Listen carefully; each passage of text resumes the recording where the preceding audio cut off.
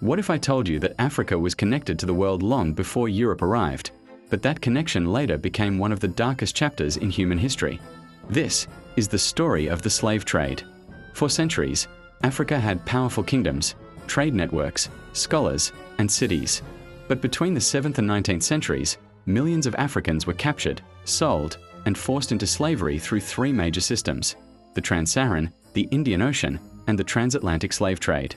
The Trans-Saharan slave trade moved enslaved Africans across the Sahara Desert to North Africa and the Middle East. People were forced to walk for weeks across scorching deserts. Many died before reaching their destination. Men were used as soldiers or laborers. Women were used as servants or concubines. This trade lasted for over 1,000 years. The Indian Ocean slave trade took Africans from East Africa to Arabia, Persia, and India by sea. They were shipped in brutal conditions, just like later Atlantic ships.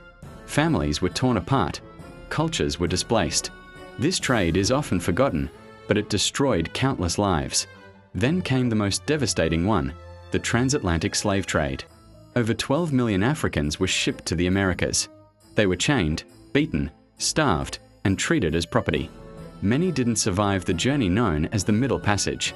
Entire African communities were weakened, destabilized, and robbed of their future.